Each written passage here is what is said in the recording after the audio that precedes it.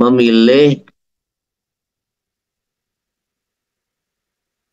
Jadi selepas kita ini poin pertama membahas apa itu hukum nikah, maka kemarin poin kedua adalah ciri-ciri wanita yang bagaimana yang dianjurkan untuk kita pinang atau kita lamar. Maka sekarang menginjak poin ketiga, yaitu bagaimana tata cara dalam Islam ketika kita menghendaki untuk melamar seorang wanita. Jadi menikah ini semua orang mengerjakan, tetapi ketika langkah-langkah yang kita buat, ini sesuai dengan syariat, maka mulai kita mau menikah, mulai kita ini memilih seorang wanita yang mau kita nikahi, begitu pula kita ini langkah-langkah yang kita buat untuk melamar, ini semua berpahala. Semua berpahala. Ini kelebihan orang yang tahu ilmu begitu.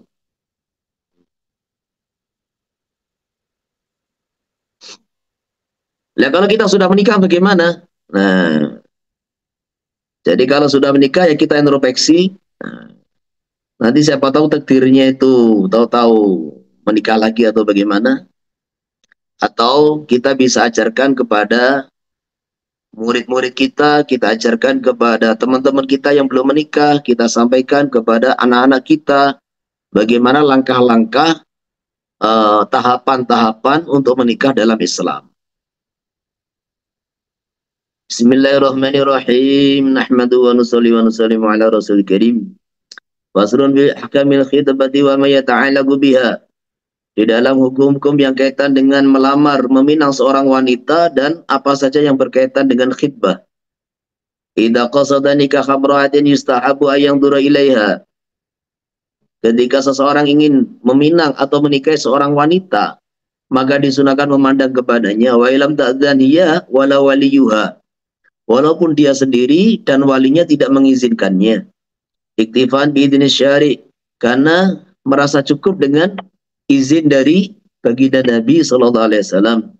Wa in kana la ta'lamu, walaupun si wanita yang dilamar itu dilihat dia tidak sadar dan tidak tahu. Wal qala al-adna'i al-aula 'inda ma'ilmiha li'annaha qad tazayyanu lahu bima yaghurruhu wa lam yandur fayafuta gharaduhu. Jadi di dalam nazar kepada calon wanita yang mau kita nikahi, itu dia ridho tidak ridho tetap disunahkan. Karena ini kita ini mau beli barang itu ya lihat dulu begitu. Jadi walaupun mereka nggak setuju, karena ini ada izin dari baginda Nabi SAW, tetap dianjurkan. Bahkan walaupun dia tidak tahu, istilahnya kita ini melihatnya itu cari kesempatan-kesempatan yang memang dia tidak sadar. Kenapa? Kata Imam Madurai, bahkan yang lebih afdol itu kita memandang dia dalam kondisi dia tidak siap. Kenapa? Karena kalau tahu mau dinador, nanti dia akan berias, liana qata tazayyanu lahu bima yaghurruhu. Terkadang dia pakai make up untuk orang yang melamar, bima yaghurruhu, dengan alat-alat yang bisa menipu si laki-laki. Walam yanzur, dan dia tidak melihat, fayafu, tidak tahu maksudnya, fayafu tagharaduhu, maka hilanglah, terlewatlah tujuan suami. Na'amal aula yakuna bidniha, tetapi yang lebih afdal tetap dengan izin maktubah, khuruja min khilafil Imam Malik, karena kalau dari pendapat Imam Malik, fa innahu yaqulu bi hurmati bi ghairi idniha, beliau mengatakan haramnya nadhar tanpa izin maktubah. Jadi memandang itu aslinya haram, memandang ajnabiyah itu aslinya haram. Haram hukum aslinya.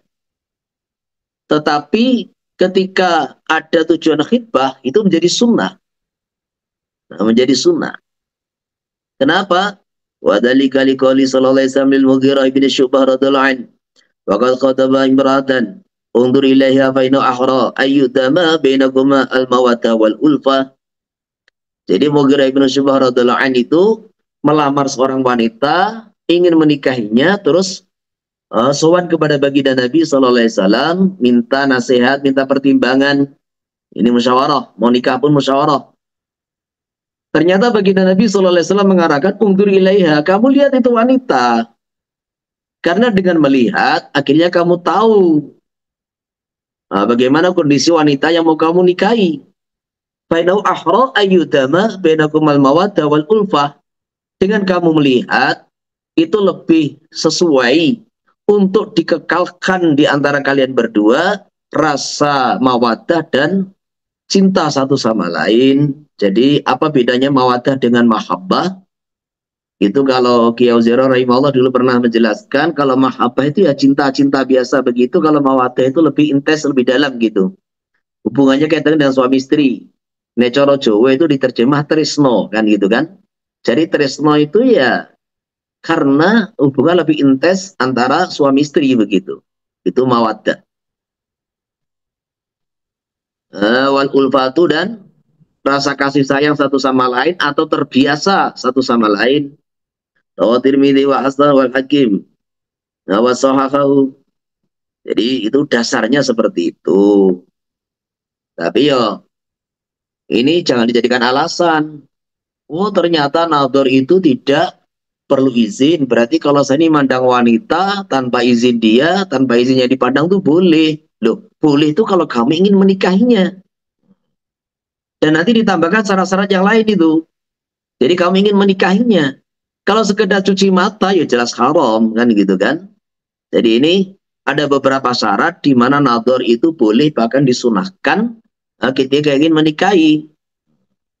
Maka yustaratu fi istibabin nadori umurun salasatun. Disunahkannya nador ini ada 3 syarat. Kalau salah satu syarat tidak dipenuhi, maka hukum nador menjadi haram. Ayakuna an-nadoru ba'da azmi ala nikah wa qabla al-khitbah. Jadi yang pertama, nador itu terjadi selepas dia punya keinginan nikah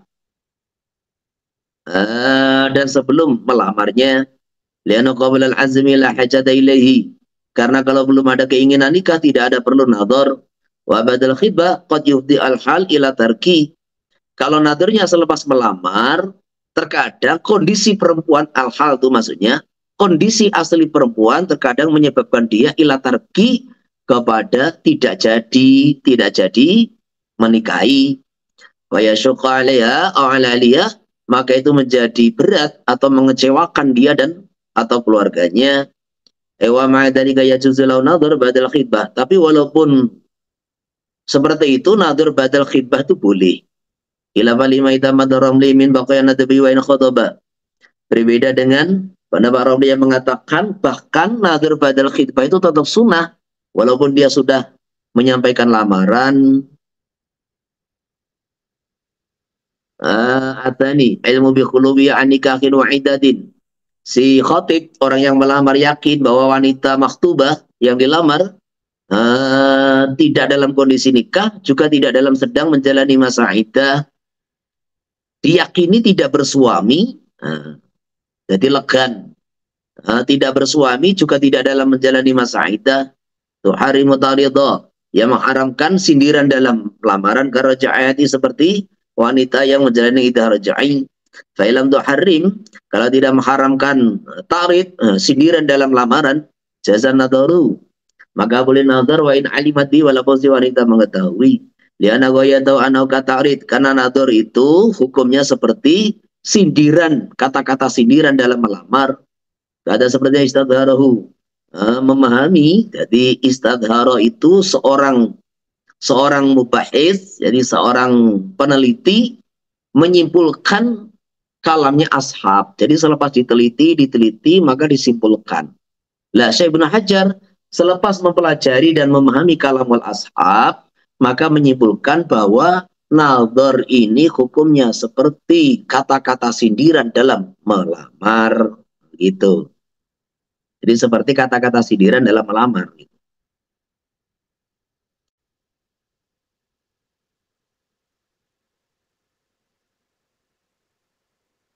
Jadi maksudnya apa?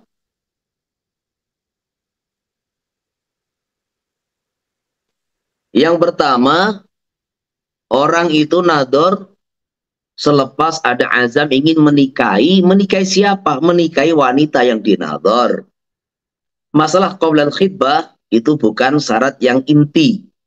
Jadi badal khitbah pun masih dibolehkan. Yang inti adalah azmi alan nikah. Gitu. Jadi ketika orang itu nadhar seseorang perempuan disyaratkan dia memang ada azam ingin menikahi wanita yang dia lihat itu tadi. Kemudian yang kedua, diyakini bahwa wanita itu tidak bersuami dan tidak menjalani masa iddah yang mengharamkan mengucapkan lamaran secara sindiran, yaitu iddah rajai. Jadi kalau iddah bain, wanita itu dalam iddah bain, maka ini dinadhar boleh, kan gitu kan? Boleh, karena nadhar itu istilahnya itu puncaknya itu hukum seperti melamar secara sindiran. Yang ketiga, la yagliba ala dhani ala yujaba ila khidbatihi. Dia tidak punya sangkaan kuat bahwasanya lamarannya ditolak. Fala minta basyartu mimma dzukira haruman nadhar. Jadi kalau dia yakin kalau akan melamar wanita ini pasti ditolak.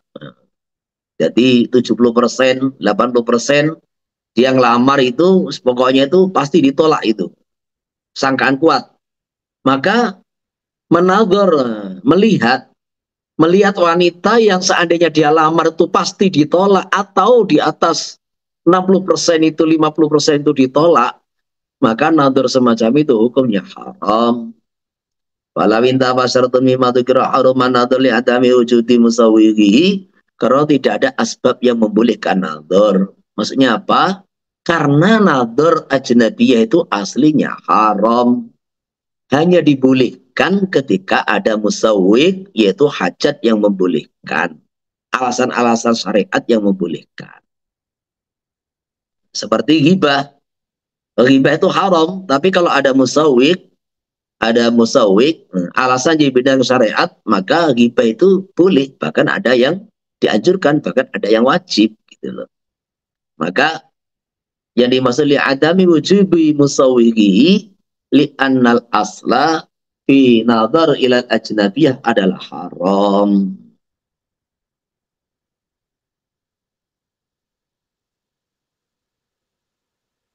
Walau takrirun nadhari walau aktsara min salasatin ala laujah.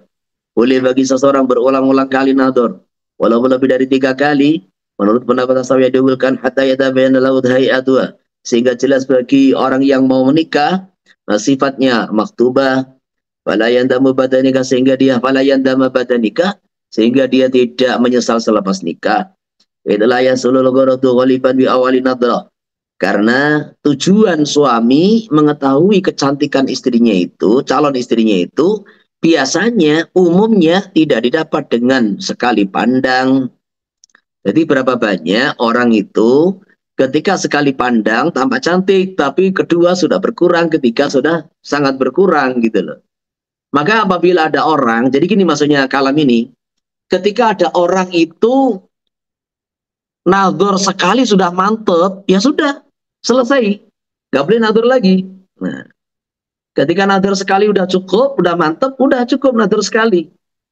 Tetapi ketika nadhar sekali ini masih ragu-ragu, ini gimana ya kita ini cantiknya kemarin itu cantik yang original atau natural? Bukan original, natural atau karena make up itu. Nah, ingin nadhar yang kedua kali sampai mantep gitu loh. Seperti kita mau beli barang itu kan pengen melihat secara detail supaya membeli itu tidak menyesal. Nah, dalam pernikahan juga begitu. Dalam pernikahan itu seandainya orang itu nadhar sekali belum mantep, tapi masih penasaran ini. Nah, ingin nadhar lebih 2 kali, 3 kali. Nah, itu walaupun ada khilafiyah dalam kalamul ashab, al-aujah tetap diperbolehkan. Tetap diperbolehkan. Kenapa? Nah, itulah yang sulul gharat ghaliban bi awali nadrah. Karena biasanya tujuan orang ingin melihat detail itu istrinya, calon istrinya itu tidak didapatkan dengan sekilas pertama, pandangan pertama, awali nadroh, itu sekilas hanya sekali pandang. Awali nadroh sekilas hanya sekali pandang begitu. Wa min sama la iktafa bi nadratin. Maka dari alasan itu, ketika seorang sudah cukup, mantap, maksudnya iktafa itu mantap dengan sekali pandang, harum zaitu alaiha, maka haram menambah lebih dari nadrah. Li'anau nadharun bi hali daruratin faliyataqayyad biha. Karena nadhar sebab khitbah itu adalah nadhar yang dibolehkan oleh syariat karena darurat. Wa ma bi hali darurah yuqdaru bi qadariha. Nah, sesuatu yang aslinya haram kemudian dibolehkan karena darurat, ya yataqayyad biha, dibatasi dengan kadarnya darurat.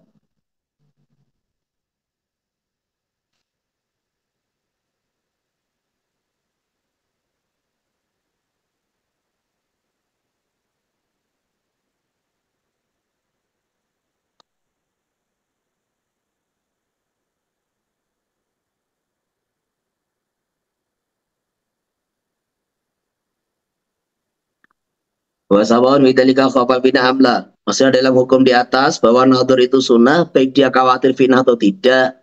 Maksudnya walaupun orang dalam nadhar itu nanti khawatir fitnah, khawatir syahwat, maksudnya dia bisa menikmati, bisa merasakan kelezatan atau syahwat, maka itu tetap disunahkan. Kama qala Imam Haramin Warayani, wasawaun bisyahwatin amla, kama qala Ibnu Suraqah.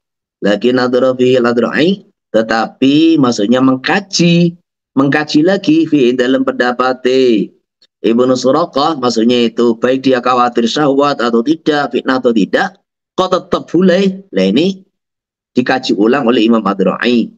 Wal murabil bina iku azina wa muqaddimatuhu, yaitu zina dan muqaddimahnya minan nadhar sebab nadhar, wal khalwati minan nadhar yaitu melihat, wal khalwati dan pacaran sendirian, walamsi menyentuh, wa ghairi dzalik. Jadi yang dimaksud fitnah dalam bab ini, dalam bab pernikahan itu adalah perzinahan, perselingkuhan, dan segala sesuatu yang mengarah kepada perzinahan. Bayang duru minal khurrati wajah liyarifa jamalaha wa kafiha dhahran wa batnan liyarifa khusubata badaniha. Jadi dalam nadhar ini, kalau istrinya ini, calon istrinya orang merdeka, maka hanya 2 poin yang dinadhar, wajah dan kedua telapak tangan. Jadi nadhar kepada wajah karena kecantikan seseorang yang ada di mukanya itu. Nah, karena inti kecantikan seseorang ada di mukanya. Nah, kemudian apa bedanya melihat apa tuh namanya? Melihat kedua telapak tangan. Di sini dijelaskan liya'rifa khusubata badaniha. Tadi khusubah itu cara bahasanya itu kan kesuburan. Yang dimaksud kesuburan itu berisi apa tidak. Jadi kalau masalah kecantikan ada di wajah. Lah masalah telapak tangan, jari-jari telapak tangan itu sebagai isyarat wanita ini berisi apa tidak. Karena ada orang itu kurus, krempeng, cuma tulang, daging dikit kan gitu kan. Lah ada orang itu gemuk, lah ada orang itu berisi padat. Lah tentu orang itu akan memilih orang yang khusubah, gitu. Badannya berisi kan gitu kan. Maka di situ bisa dilihat daripada telapak tangannya. Amman fiyarikun, adapun wanita yang memiliki sifat budak, fayang duru ma'adama baina surati wa rukbataiha, maka dia boleh memandang selain ma baina surah wa rukbah, selain antara pusar dan kedua lututnya. Kama huma yang durani minal rajul, sebagaimana wanita boleh melihat daripada rajul. Yang durani maksudnya siapa? Yaitu khurrah dan amat. Al-khatibi yang melamar, dalika ya di luar membayar surah warubah idza arada tazawwajahu, ketika keduanya mengendaki menikah dengan rajul. Li'annahuma yujibani minhuma yujibu minhuma, karena keduanya yujibani mengagumi minu daripada rajul atau menyukai daripada rajul khatib. Nama bagian-bagian tubuh yujibuhu yang bikin kagum rajul minhuma daripada khurrah dan amat. Jadi maksudnya sebagaimana laki-laki disunahkan melihat muka dan telapak tangan wanita merdeka, kalau yang dinikahi wanita merdeka, dan bagian selain mabaina surah warubah kalau wanitanya budak, maka wanita makhtubah juga dianjurkan melihat bagian laki-laki, yaitu yang di luar mabaina surah warubah. Kenapa? Sebagaimana laki-laki punya pandangan dan memilih seorang wanita yang mau dinikahi, dia punya pandangan, punya pertimbangan. Saya mau menikahi dia itu apa pertimbangan saya? Apa pertimbangan saya? Mau cari cantiknya atau mau cari apanya? Itu punya pertimbangan. Jadi dia menyukai kalau punya wanita calon maktubah itu punya paras yang bagus. Lah, wanita juga begitu. Dia itu punya pertimbangan juga dalam menerima lamaran seorang laki-laki. Dia mau cari laki-laki yang apanya, yang kekarnya, atau yang gantengnya. Nah, dia juga punya pertimbangan begitu. Sehingga ada satu kisah di kalangan sahabat itu kan, ada seorang wanita dilamar laki-laki tanpa nazar dia. Jadi dia tidak nazar siapa itu calon suaminya. Iya gitu aja. Maka terjadilah pernikahan dengan mahar apa itu sebidang kebun gitu. Lah selepas nikah, maka datanglah itu laki-laki bersama teman-temannya. Datang. Jadi datang berbaris, datang itulah bareng. Lah si wanita itu menyingkap hijab. Wanita sahabiah ini terus tanya kepada teman-temannya, suami saya yang mana? Itu, yang tengah itu, kan gitu kan. Maka kecewalah ini wanita. Ternyata wallah demi Allah, suamiku ini adalah laki-laki yang paling pendek di antara temannya, yang paling hitam di antara temannya, juga yang paling jelek di antara teman-temannya, kan gitu kan. Akhirnya apa? Akhirnya mengadulah wanita kepada baginda Nabi Sallallahu Alaihi Wasallam, minta khulu. Nah, ini pertama kali khulu yang terjadi dalam Islam. Minta cerai. Maka apa bahasa wanita, ya Rasulullah? Aku tidak mencaci mengenai agama dan kepribadian, akhlak itu suami saya tidak. Tapi saya khawatir, bahasa lembutnya, saya khawatir nanti tidak bisa mensyukuri dalam Islam. Maksudnya apa? Saya tidak mencintai dia, gitu loh. Saya tidak mencintai dia karena ya postur tubuh dan perangainya apa namanya parasnya yang tidak menarik gitu. Lah saya khawatir ketika tidak mencintai maka nanti dalam rumah tangga itu saya akan mengkufuri itu nikmat-nikmat suami dan tidak bisa berkhidmat kepada suami. Maksudnya begitu. Khawatir akhirnya banyak dosa gitu. Lah disitulah akhirnya atarudina hadiqatahu, apakah kamu mau mengembalikan itu sebidang kebun yang telah dijadikan mas kawin untuk kamu kembalikan sebagai aiwat hulu? Mau? Ya udah. Akhirnya apa itu dipanggillah suaminya, kemudian terjadilah hulu, dan ini awal khulu'ain fil Islam. Makanya kita punya anak perempuan, kita punya saudara perempuan, dia mau menikah. Nah, itu dikasih tahu dulu nih calon suaminya yang mana kan gitu. Jadi sebagaimana calon suami itu ya ingin tahu calon istrinya, calon istri juga pengen tahu calon suaminya yang mana kan gitu. Jadi itu bagian daripada sunnah gitu. Wa idza lam tujibuhu sunalahu ayaskuta wa la yaqula la uriduha. Ketika si wanita tidak menarik simpati, maksudnya tidak membikin cinta, maksudnya lam tujibu, tidak membikin kagum, tidak membikin cinta pada laki-laki yang melamarnya, dilihat ternyata, waduh, nggak menarik, nah gitu. Maka disunahkan untuk diam, jangan ngomong, anu, nggak tertarik saya. Nah ini kata-kata begini terlalu terus terang, tetapi menyakiti orang gitu. Jadi jangan sampaikan, oh nggak tertarik saya, nggak mau saya, nah, jangan diam. Kenapa li anau idza, ini menyakiti orang ini. Wala yataratabu alaihi man khidbatiha, dan tidak berakibat atas dia menahan diri atau tidak mau daripada melamarnya, Liana sukuta idza tala asy'ara bil irad jazat kama yati. Karena diam, ketika diam itu jadi lama dan menunjukkan dia berpaling, jazat, maka boleh apa khitbah bagi orang lain. Jadi maksudnya begini. Ketika orang pengen melamar, maka melihat dulu. Nah, dilihat. Lah sekarang itu yang paling mudah, zaman sekarang itu ya lihat fotonya dulu lah. Sebelum asli melihat orang aslinya itu lihat fotonya dulu. Berbagai versi. Ada mungkin foto setengah badan, ada foto itu seluruh badan. Biar kita juga tahu yang penting kan tutup aurat kan gitu kan. Foto setengah badan, foto seluruh badan, yang penting tutup aurat kan gitu kan. Sehingga kelihatan muka sama telapak tangan saja. Sehingga dengan orang lihat foto kan minimal itu berapa persen walaupun foto itu tidak plek seperti orangnya. Tapi ini minimal sudah berapa persen, 50%, 70%, 80% menggambarkan aslinya. Nah, maka melihat foto itu akan lebih sopan lah saya kira seperti itu. Nah kalau ternyata memang nggak cocok diam saja. Kenapa?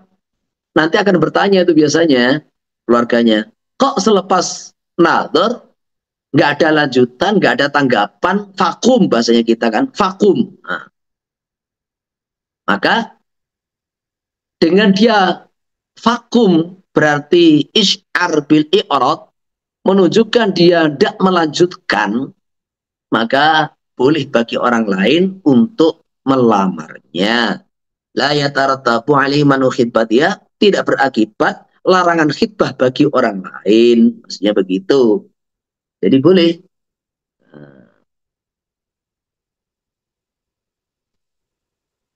Jadi boleh bagi orang lain untuk melamarnya. Karena memang dia sudah tidak ingin melanjutkan gitu loh. Wa ma la yatasaru lahu nadar aw la yuridu bi nafsi yusanu lahu ayursila man yahilu lahu nadaruha. Barang siapa yang tidak maksudnya tidak mudah bagi dia untuk nadar, maksudnya berat atau tidak ingin nadar dengan dirinya sendiri, yusanu lahu ayursila man yahilu lahu nadaruha. Disunahkan bagi dia untuk mengirimkan orang yang halal bagi dia melihat maktubah, liyata'ammalaha wa yasifa lahu, supaya dia menelitinya, mengamatinya dan menceritakan ing maktubah lahu kepada khatib. Walau ma la yahilu lahu nadaruhu, walaupun bagian yang tidak halal bagi khatib melihatnya. Wa yastafidu bil ba'thi ma la yastafidu bin nadar, sehingga dia bisa ambil faedah dengan mengirim orang bagian-bagian tubuh yang tidak bisa diambil faedah dengan melihat sendiri. Wa la mustasnan min hormati wasfi imra'atin rajulin. Ini pengecualian dari haramnya menceritakan seorang perempuan, sifatnya seorang perempuan kepada seorang laki-laki. Lima zidil hajat ilaih, karena tambah hajat ilaih kepada wasfu imra'atin. Jadi maksudnya apa? Ada 3 cara nador kan gitu kan? Ada 3 cara nador. Itu baginda Nabi SAW ketika mau menikah Sayyidah Aisyah, maka nador dengan lewat foto aja gitu. Maka seandainya ada orang itu dia nggak mau nador langsung, saya ini nggak kuat lihat perempuan langsung, saya ini maunya anu aja lah, lewat foto aja. Nah, dia mau nador lewat foto aja, nggak mau lihat langsung ya nggak apa-apa, nggak apa-apa, boleh. Yang kedua melihat sendiri, kayak tadi yang sudah kita bicarakan, karena laisal khabar kal ayyan kan gitu kan, berita tidak seperti fakta. Walisal gambar kal ayan dan gitu. Nah, begitu pula gambar itu tidak seperti orangnya kan gitu. Lah, ada cara ketiga yaitu apa? Ngirim wanita. Ngirim wanita atau laki-laki yang dia ini mahramnya si mar'ah gitu loh. Jadi namanya kita punya adik perempuan kan. Kita punya adik perempuan. Sudah kita suruh lihat kepada itu maktubah. Lah, perempuan sama perempuan kan lebih longgar dalam melihat. Dia bisa melihat dalam kondisi tidak pakai jilbab, bisa melihat mukanya secara keseluruhan, bisa melihat rambutnya, bahkan tangannya, lengannya. Nah, jadi bisa melihat secara lebih longgar, lebih luas. Lah, apa keuntungan cara yang ketiga ini? Keuntungannya yastafidu bil basi ma la yastafidu bin nadhari. Sehingga wanita ini bisa cerita kepada si laki-laki tadi sesuatu yang tidak halal untuk dilihat. Oh, orangnya ini Masya Allah. Nah, jadi mamanya itu diceritakan, ini rambutnya panjang, mamanya diceritakan, ini kulitnya begini, diceritakan, postur tingginya sekian, diceritakan lah. Sehingga ada kelebihan apa itu namanya faidah yang dia tidak bisa mendapat kalau dengan melihat sendiri. Ada bagian-bagian tubuh yang bisa diceritakan kepada dia, apa itu namanya, yang dia tidak akan bisa mendapat kalau melihat sendiri. Loh, tapi gimana Pak? Ini kan masuk pada larangan yang lain. Yaitu apa? Cerita kepada laki-laki mengenai sifat-sifat detail pada perempuan loh. Nggak boleh itu kalau nggak ada hajat. Nah, nggak boleh kalau nggak ada hajat. Nah, sekarang ketika ada hajat maka diperbolehkan. Ini maksudnya. Sumainang ina matahilul kita fi imra'atin khaliyatin an nikahin wahidatin wa an kulli manin min mawani'in nikah. Kemudian khitbah itu hanya dihalalkan di dalam wanita yang tidak dalam kondisi nikah dan tidak menjalani masa iddah dan semua perkara yang menghalang-halangi pernikahan. Fatahrumu bil mangkuhati ijma'an. Maka haram melamar wanita yang sudah bersuami, kondisi bukan sudah bersuami, kondisi masih suami orang gitu aja. Bil mangkuhati dalam wanita yang kondisinya masih sah menjadi suami orang. Ijma'an kesepakatan ulama. Wabil mutatati raja'iyah min ghairihi, atau dia sedang menjalani iddah raja dari orang lain, sawan kanat khidbah tasrikan atau ridhan, baik ini lamaran serta terang-terangan atau sindiran. Di anak yang umi saja karena wanita raja'iyah, mutata raja'iyah ini dalam sama hukumnya dengan wanita yang masih bersuami.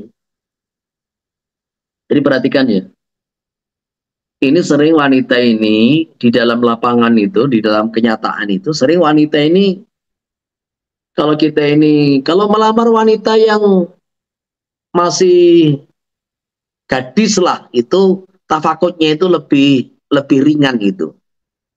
Jadi melamar wanita yang masih gadis, maka ini untuk tafakut itu lebih ringan, kan gitu kan?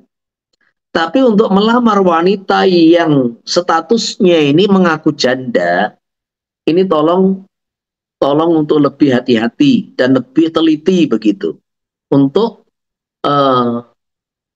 melamar atau menikahkan seorang dengan wanita yang statusnya itu mengaku janda. Kalau dia ini janda kematian, tanya kapan meninggal dunianya.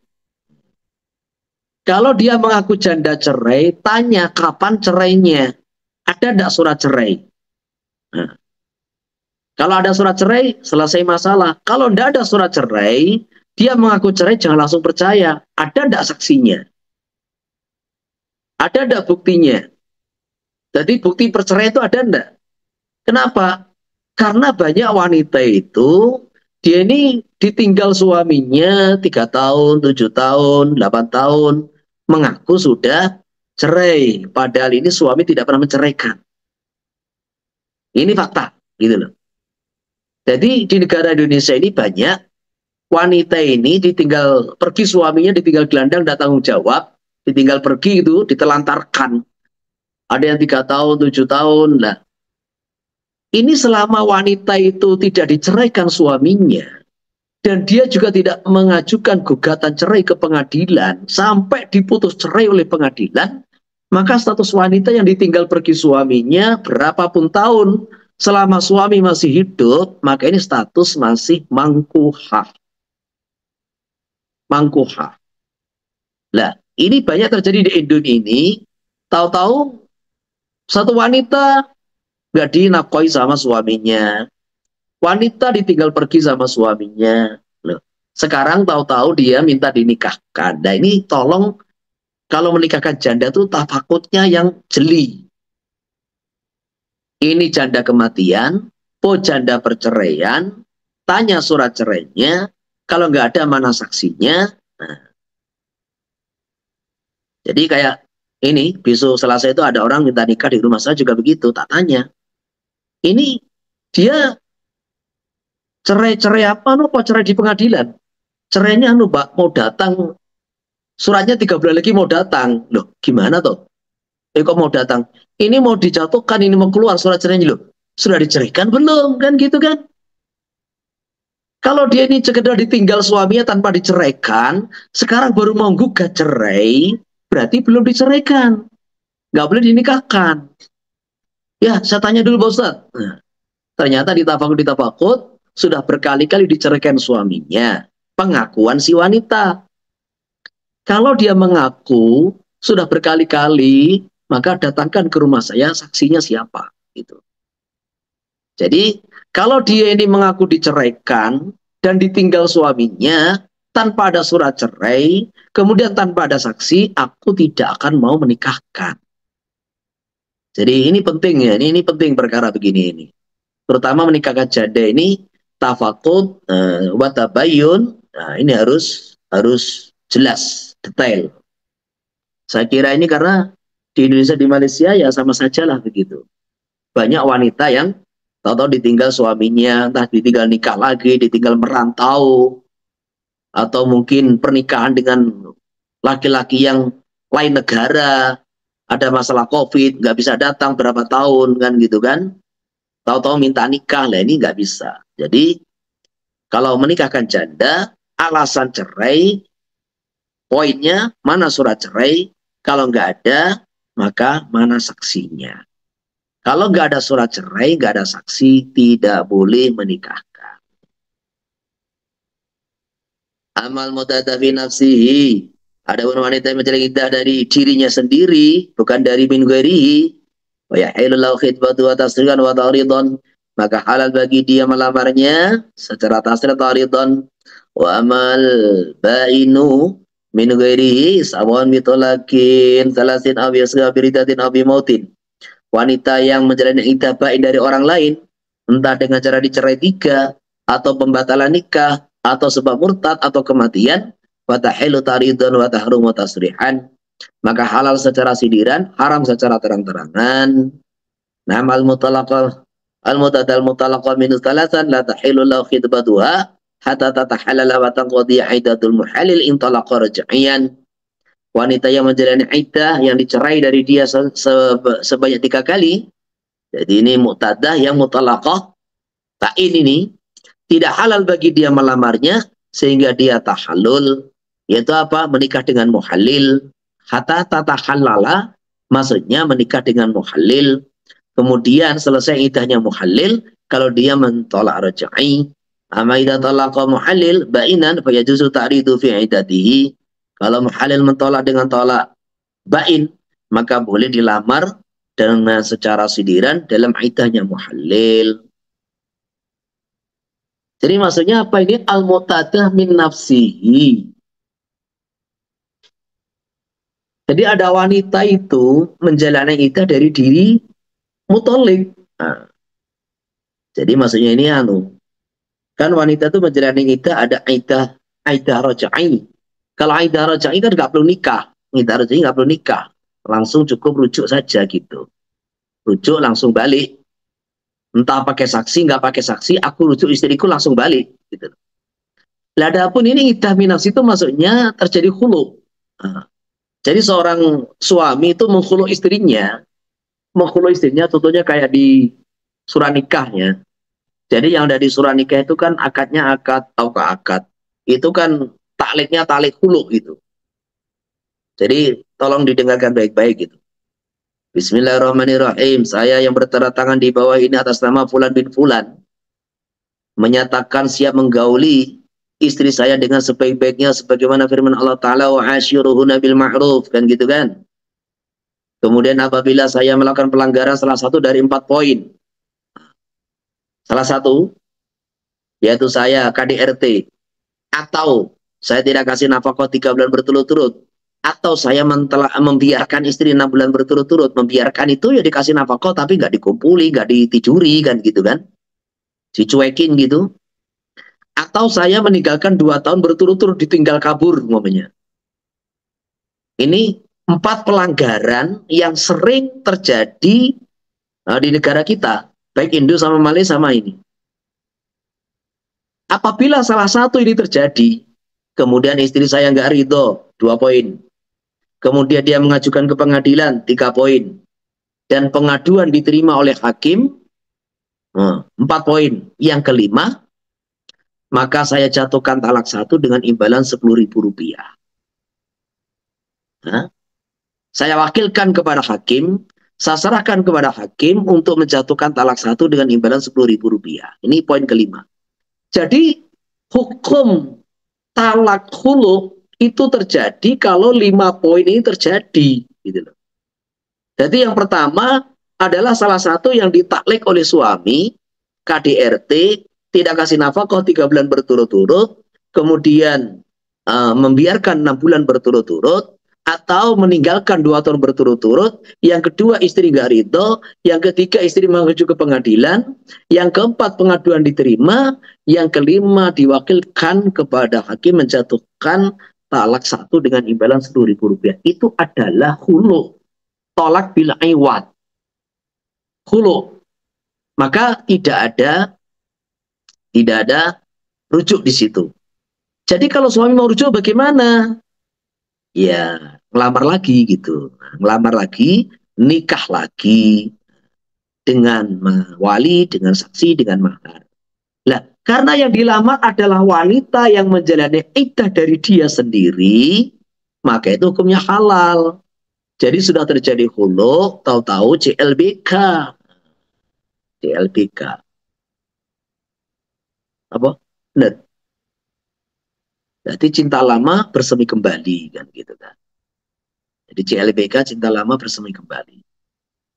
Jadi tahu-tahu pengen chattingan, tahu-tahu pengen nikah lagi, dilamar lagi, juga apa-apa. Karena apa?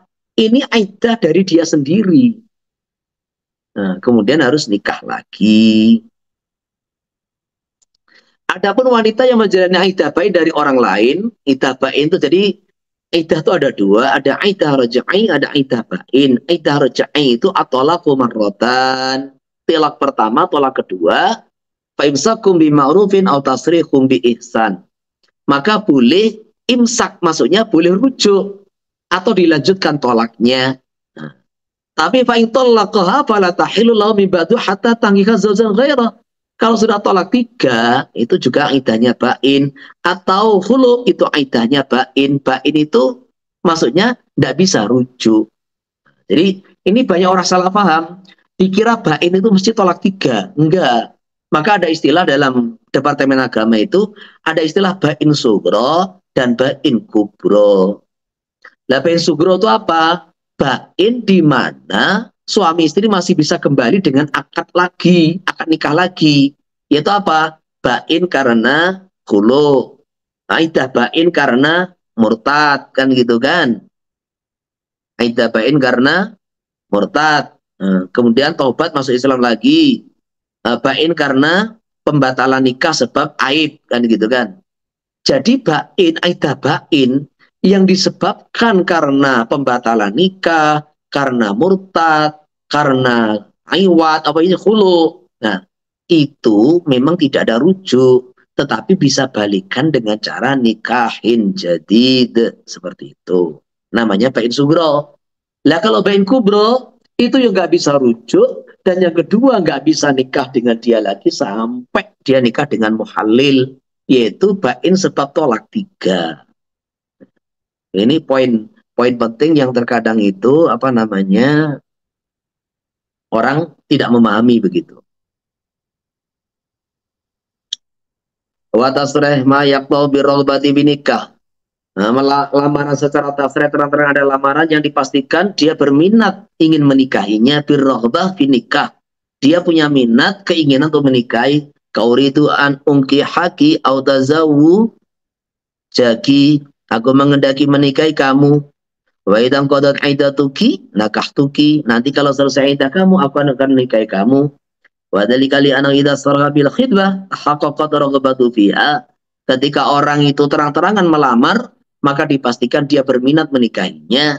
Farubama takdzibu fi qidal iddah. Lah, ini menjadikan wanita berbohong dalam selesainya masa iddah. Ternyata aku masih ada yang berminat kepadaku, masih ada yang mau kepadaku.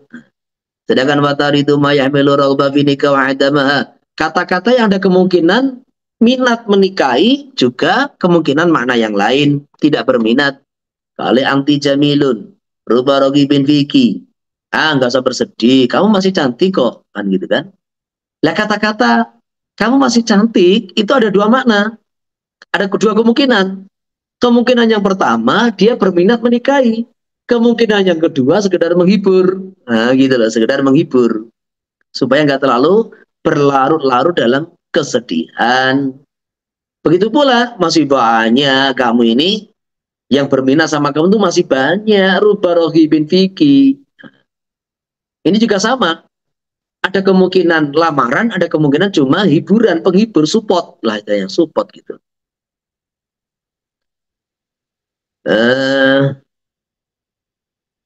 Waman dia jitu lagi. Siapa? Kamu tuh orang tidak ada duanya. Siapa? Mana ada orang menemukan wanita seperti kamu? Walas dibi marhubin angki. Kamu ini tidak layak untuk ditolak. Kamu tidak layak untuk ditolak, tidak layak untuk dibenci gitu. Maksudnya orang seperti kamu tuh masih ada banyak orang yang mau terima. Ini namanya sindiran. Jadi ada kemungkinan mengendaki lamaran, ada kemungkinan sekedar support dan menghibur gitu. Wa tarumu khitbatun ala khitbati mansurika bi jabati lawdan. Kemudian haram melamar seorang wanita, melamar seorang wanita yang telah dilamar seseorang, surika bi jabati lawdan, yang secara lafaz diterima secara terang-terangan. Yang diterima secara terang-terangan, maksudnya itu secara diterima secara terang-terangan dengan ucapan gitu. Ila bidni dengan izinnya man ma'aduri ridho bitarki, disertai ridho dengan meninggalkan, mibari khofin min wala aya, tidak ada unsur takut juga tidak ada unsur malu. Wa dzalika li khabari la yakhtubu rajulu ala khitbati akhi. Janganlah seseorang melamar wanita yang telah dilamar oleh saudaranya. Atayatrukal khatibu qabla au ya'dana lahu al khatib, sehingga orang yang melamar meninggalkannya, meninggalkan lamarannya sebelum dia melamar, atau mengizini dia untuk melamar. Rawahu Syaikhan wal manutaimana hikmah fi dalam larangan ma fi minal idza wa taqattu'i, yaitu menyakiti orang lain dan memutus hubungan dengan orang lain, jadi saling membenci. Sawakan al awalu musliman kafira, baik pelamar pertama muslim atau kafir, mahraman ajnabian, baik ini masih ada hubungan mahram atau orang lain. Wa amma dzikrul akhi bil khabari fa yajri 'alal ghalib. Adapun menyebutkan kata-kata saudara di dalam hadis ala khitbati akhi, ini berlaku berlaku 'alal ghalib, maksudnya kebanyakan itu. Jadi kebanyakan ini kejadian antara sesama saudara muslim. Wadan asra intisalan, dan lebih cepat untuk diikuti.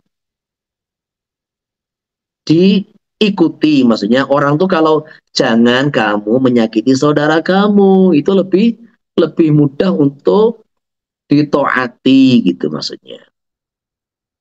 Nah, yustaratu bil kafiri ayakuna muhtaraman. Seranya orang kafir adalah orang yang dilindungi darahnya. Jadi muhtaram itu artinya dilindungi darahnya.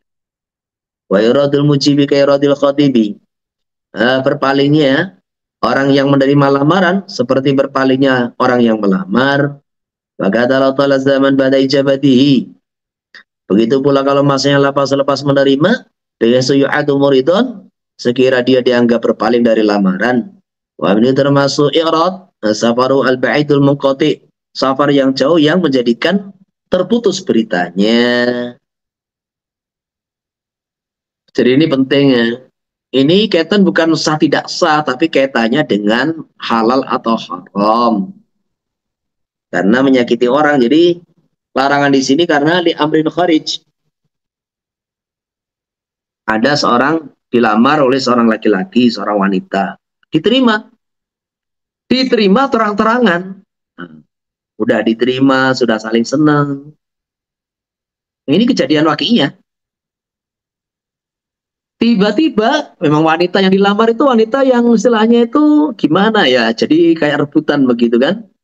Wanita yang punya kelebihan, punya keistimewaan. Ini sudah diterima lamaran satu orang tadi diterima secara terang-terangan. Lah tiba-tiba datang yang lain melamar lagi, padahal dia tahu itu sudah dilamar. Tapi kan siapa tahu, karena meyakini bahwa pelamar kedua itu punya lebih, mungkin dari segi fisik lebih gagah, lebih ganteng, dari segi finansial, harta lebih punya kan gitu. Dari segi keilmuan, keluarga mungkin lebih terpandang, keilmuan lebih tinggi. Nah, melamarlah dia. Apa yang terjadi? Ternyata diterima lamarannya. Nah, gitu loh. Otomatis dengan diterima lamaran kedua, mau tidak mau ya keluarga akan membatalkan lamaran pertama. Nah, seandainya dan ini betul-betul terjadi dan akhirnya menikah dengan khotib yang kedua, ya nikah sah-sah saja gitu loh. Karena larangan layak tub itu larangan itu adalah sesuatu di luar nikah itu sendiri, yaitu apa? Idzaul muslim gitu loh. Menyakiti orang lain. Maka khitab di sini, larangan di sini li amrin kharij, sesuatu yang tidak lazim. Tidak lazim itu tidak melekat. Ya terkadang bisa bersama dengan pernikahan, terkadang ya tidak bersamaan, bisa hilang begitu. Tidak selalu melekat dengan pernikahan. Maka apabila ada orang melamar dan sudah diterima lamarannya secara terang-terangan dengan ucapan, tidak boleh ada orang lain mendaftarkan diri ikut melamar kecuali ada ridho dari pelamar pertama, dan ridhonya itu harus tulus, bukan karena takut ancaman, bukan karena malu, bukan karena yang lain, tulus, ikhlas.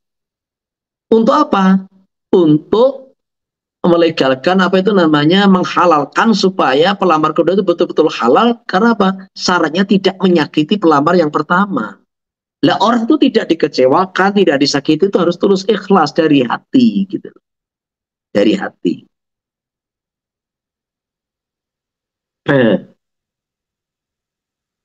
Kemudian kata-kata suriha bi ijabatihi ini mafhumnya seandainya yang pertama itu belum diterima atau diterima tapi secara kalam sindiran bukan terang-terangan, maka yang kedua ini tidak berdosa gitu loh. Jadi ada orang lamar, ternyata ya kita musyawarah dulu, kita istikharah dulu, namanya belum diterima. Nah, atau dia ditolak secara lembut. Anaknya masih mau ngaji, belum mau rumah tangga dia. Ini sebetulnya tolakan secara lembut, gitu loh. Bukan kok, masih ngaji, ya tak tunggu sampai khatam selesai. Nah, padahal itu adalah kata-kata penolakan secara lembut, gitu. Jadi, maka kalau kondisi seperti ini, orang mau datang, orang kedua, ketiga, ya boleh saja, gitu loh. Karena tidak akan menyakiti, memang lamaran belum diterima, kan, gitu kan. Jadi seperti itu. Maka disitulah ada cerita kan, ketika Sayyidah Fatimah Az-Zahra radhiyallahu anha sudah mulai menginjak dewasa, maka sudah ada beberapa orang datang melamar.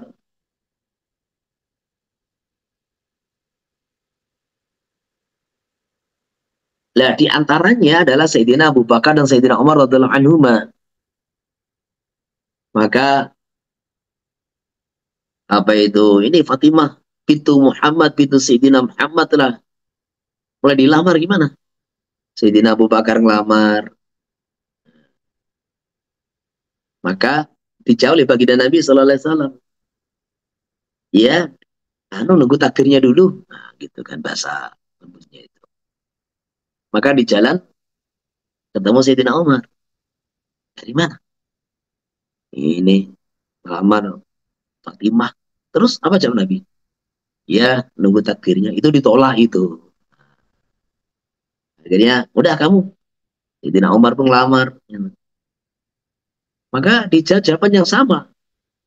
Ditemuilah Sayyidina Abu Bakar. Gimana jawaban? Sama. Ya sama, kamu juga ditolak berarti. Nah, gitu. Maka akhirnya datang orang berikutnya, diantaranya Sayyidina Ali radhiallahu anhu, datang melamar. Ada apa Ali? melamar Fatimah ya? Iya. Diterima oleh baginda Nabi Sallallahu Alaihi Wasallam. Jadi seperti kayak jual beli barang lelang itu kan, siap beri berapa? Sekian, kamu, sekian, kamu, oh belum boleh, belum boleh, belum boleh. Nah, berarti saya menginginkan pembeli yang siap dengan harga lebih, makanya namanya saya belum sepakat. Ketika jual beli saya belum sepakat, dengan pembeli, siapapun boleh menawar, gitu loh. Nah, seperti itu. Nah, begitu pula ketika ada orang melamar, ini si keluarga wanita belum menerima secara terang-terangan, maka siapapun boleh mengajukan. Karena tidak ada yang disakiti, gitu, nggak ada. Bismillahirrahmanirrahim. Wal mutabaru bitahrim, yang jadi tolak dalam mengharamkan khidbah ala khidbati akhi, ang takuna ijabah minal mar'ah ingkara mutabarat al-idni. Jadi yang menerima adalah wanita itu sendiri, kalau dia ini orang yang sudah diakui izinnya, yaitu siapa? Janda kan gitu. Wa min waliyai kanat ghairu mutabaratihi, dan ijabah penerimaan dari walinya kalau dia ini orang yang belum diterima ucapannya. Wa min wali, atau dari kedua-duanya ingkanal khatibu ghairu kubin, kalau yang melamar tidak sepupu.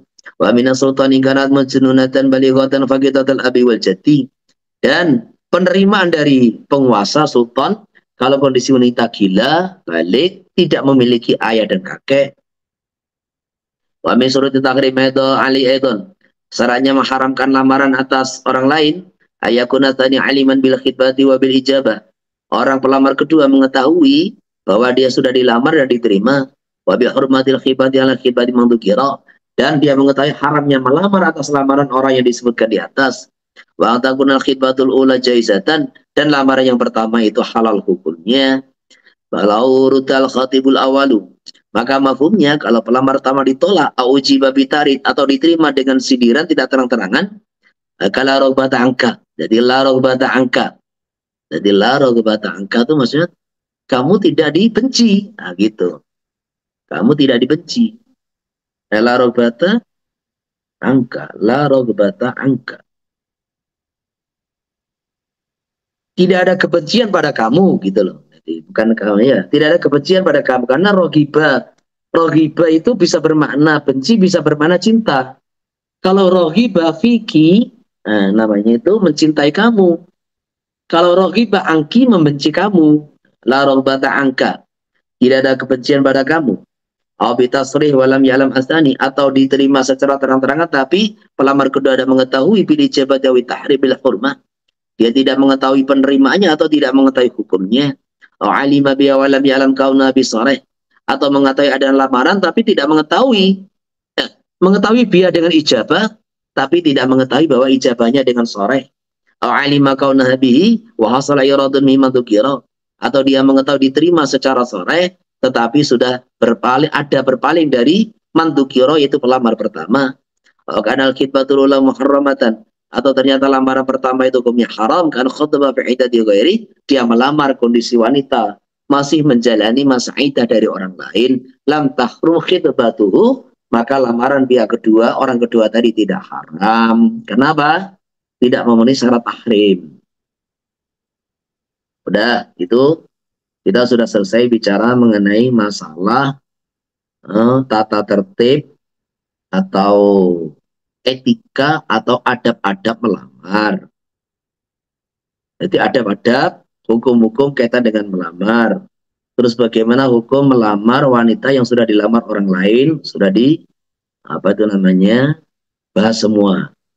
Sekarang ini termasuk ma yata'alaku bil khidbah. Nah, jadi mulai dari membahas haram melamar, larangan orang lain, itu termasuk poin furuk, yaitu ma yata'alaku bil khidbah. Yang kedua, termasuk kejadian yang sering kaitan dengan lamaran, yaitu apa? Ketika kamu dimintai pendapat seseorang, Kang, ini saya mau melamar seorang wanita. Namanya Fulan, katanya konsul kamu, katanya tetangga kamu. Bisa enggak dikit kasih info mengenai dia? Maka kalau kita tahu kebaikan, menyampaikan kebaikan itu ya jelas ini tidak haram kan gitu kan, menyampaikan kebaikan apa adanya, maka ini tidak haram dan itu tidak masuk pembahasan. Tapi kalau menyampaikan keburukan itu kan ada kaitan dengan ghibah gitu loh. Kalau kita dimintai musyawarah oleh seseorang, minta pendapat mengenai info orang yang mau dilamarnya, lah kita menceritakan kebaikan itu tidak melanggar agama. Tapi kalau menceritakan keburukannya itu kan ghibah. Nah, ini akan ada pembahasan. Mana batasan yang dibolehkan, mana yang tidak dibolehkan. Begitu pula kita sebagai orang tua, punya anak, atau dilamar oleh si A, si B, si C. Kayak itu, seorang wanita sahabiah, sowan kepada baginda Nabi Sallallahu Alaihi Wasallam, dilamar oleh Sayyidina Muawiyah sama Abu Jaham. Kira-kira mana yang diterima? Maka datang kepada Nabi. Dan Nabi menjelaskan kekurangan keduanya. Lah cerita kekurangan orang lain itulah namanya ghibah. Lah ghibah karena ada orang minta pendapat kaitan dengan musyawarah, maka ini hukumnya boleh. Menyebutkan kekurangan orang karena ada satu hajat. Nah, ada satu hajat yang diperbolehkan oleh syariat itu boleh gitu. Sebatas hajat, sebatas darurat, tidak boleh lebih gitu. Nah, itu diantaranya kan termasuk para ulama muhaddisin, ahli jarh wa ta'dil, cerita mengenai kekurangan para rawi kan gitu kan. Termasuk di sini dimintai musyawarah, maka dzikru masawihi menyebutkan kekurangan boleh sebatas memang itu diperlukan gitu loh. Jadi kalau kita menyebutkan kekurangan itu cukup 2 ya jangan lebih, 2 sudah cukup. Kalau 3 cukup ya 3, jangan lebih sudah. Dan kekurangan ini kekurangan kaitan dengan pernikahan. Seperti baginda Nabi menyatakan amma Muawiyah itu fasolukun, dia miskin. Sedangkan pernikahan itu kan perlu nafkah, perlu kebutuhan rumah tangga, keperluan rumah tangga. Maka ini sabda Nabi, dia ini miskin. Adapun Abu Jahal la yada'ul asa an atiqihi, selalu meletakkan tongkat di pundaknya. Ini orangnya suka mukul, di antara satu pemahaman, atau suka safar. Jadi suka mukul atau suka safar. Maka kalau pandangan saya kamu nikah aja dengan Usama bin Zaid. Nah, ini namanya diminta musyawarah gitu. Jadi itu poin yang mau kita bahas. Wa man istusyara bi khatibin aw maktubatin. Barang siapa dimintai pendapat mengenai laki-laki yang melamar atau wanita yang dilamar atau urusan yang lain, mimin aradal istima' alaihi, dari orang yang mengendaki kerjasama alih atas dia, linawi mu'amalatin aw mujawaratin, karena dalam bentuk semisal muamalah atau bertetangga, kariwayati anhu awil kirati alaih, jadi bertetangga atau berhubungan dekat, seperti meriwayatkan hadis dari dia atau meriwayatkan qiraah dari membacakan Quran atas dia, wajib alaihi dzikru masawihi bisidqin liyahdar, wajib menyebutkan kekurangannya dengan jujur supaya liyuhdar, supaya dijauhi, badla linasihatil wajibah, karena mengendaki kebaikan yang wajib, lalil idza, bukan untuk menyakiti orang lain. Pada kali hadis Fatimah bintu Qais radhiyallahu anha, ana istasyarat an-nabiyya, beliau minta pendapat kepada baginda Nabi sallallahu alaihi wasallam fi tazwiji Muawiyah wa Abi Jaham, mau dinikahi sama Muawiyah dan Abu Jaham. Faqala laha amma Abu Jaham fala yad'asahu an atikihi, kinayatan an kasrati darbi abi safari. Ini kata-kata kinayah daripada Abu Jaham yang suka mukul atau sering safar. Wa amma Muawiyah fasaluk fakirun la malalahu.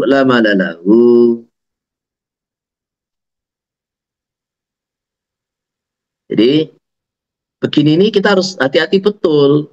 Jadi kalau seandainya orang itu disebutkan 2 kali sudah terima dan sudah cukup menjadi pertimbangan, ya 2 kekurangan, nggak boleh lebih. Karena ma juwizat liddarurah yuqaddaru biqadariha, yataqayyadu biqadariha. Sesuatu yang dibolehkan karena darurat, itu yang dibatasi sebatas darurat, nggak boleh lebih. Nah, seperti itu. Jadi miman arajal istima' ini skopnya luas. Ada orang datang mengenai masalah wanita yang mau dia lamar, Orang datang mengenai laki-laki yang melamar anaknya atau melamar dia. Ada orang datang mengenai ada orang yang mengajak bisnis. Ini ada orang ngajak investasi gimana. Maka kamu sebutkan kalau orang itu berbahaya, ya sebutkan kaitan dengan kejujuran, kaitan dengan muamalah, dia itu bagaimana. Nah, jadi kalau ada baiknya sampaikan, kalau memang meragukan atau mencurigakan atau membahayakan, ya sampaikan. Badlan lin nasiha al-wajibah. Kita ini wajib memberi nasihat, menghendaki kebaikan kepada semua orang. Bukan ingin menyakiti orang, bukan. Ini maksud daripada menyampaikan pendapat. Ada orang mau tanya, kita maunya pernah mondok di luar negeri. Sekarang itu ada orang datang ke rumah kita. Ini anak saya mau tak pondokan ke luar negeri, ke pondok ini nih. Kamu tahu pondok itu kurang bagus, mamanya gitu. Jadi pondok itu mengajarkan sesuatu yang kurang bagus, mamanya kurang pas dengan ajaran Ahlussunnah wal Jamaah. Ya kamu sampaikan kekurangan pondok itu. Sebatas kaitan dengan keilmuan apa kan gitu kan. Nah, seperti kalau ada orang imamnya ahli bid'ah kan gitu kan. Maka kita sampaikan kesesatan-kesesatan dia supaya dijauhi umat, karena ini banyak orang tertipu itu pengikutnya banyak kan gitu kan. Masa sesat pengikutnya banyak, ya iblis pengikutnya banyak kan gitu kan. Jadi ada orang tuh tidak bisa menilai mana kebenaran, mana keburukan yang dia tinjau ini berapa banyak pengikutnya. Nah, kalau banyak pengikutnya ya walakin aktsarun nasi la ya'lamun. Walakin aktsarun nasi la yu'minun kan gitu kan. Jadi kebenaran keburukan tidak bisa dinilai dengan mayoritas, nggak bisa. Tapi menilai kebenaran keburukan ya secara bagaimana pandangan kitabullah, pandangan sunnah Nabi Sallallahu Alaihi Wasallam. Ini yang dimaksud bab ini.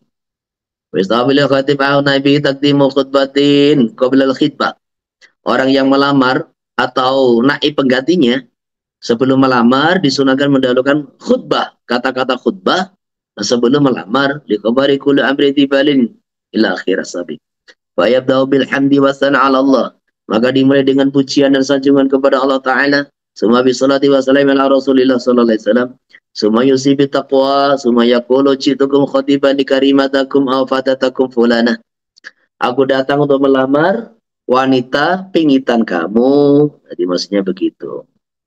Karena wanita ini hal yang anak wanita itu suatu anak yang berharga begitu, maka dipingit. Wa in kana wakilan qala ja'akum mewakili. Telah datang kepada kalian orang yang mewakilkan aku. Aujitukum anhu. Aku datang kepada kalian atas nama mewakil khatiban untuk melamar karimatakum. Wa yaktubul wali aw naibu kadalik. Maka wali atau petugasnya berkhutbah seperti tadi, dimulai bismillah, alhamdulillah, pujian kepada Allah, salawat kepada Nabi, wasiat taqwa. Kemudian ya balas tabi margubin angka, kamu tidak ditolak, maksudnya kamu diterima. Wa istawa idan taktimu khutbatin ukhra qabla al-aqdi. Wa ya akadu minahula. Nanti ketika kamu akad nikah, disunahkan lagi khutbah yang lain. Dan ini lebih dianjurkan daripada khutbah sebelum khutbah.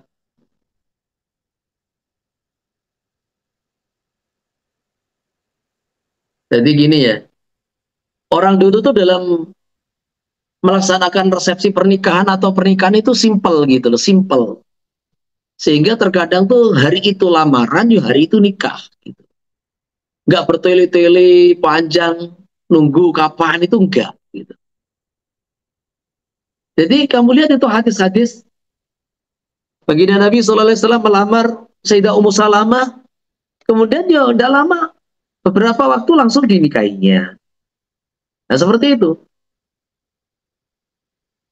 Baginda Nabi itu menginginkan Sayyidah Sofiyah bintu Khuyayyin itu, ya langsung dinikahinya, walimah seadanya. Cuma beberapa biji kurma, beberapa nampan gitu ada sudah seadanya. Coba ini Sayyidah Salman mewakilkan Sayyidah Abu Darda kan gitu kan. Abu Darda, kamu datangi keluarga fulan, lamarkan anaknya untuk saya.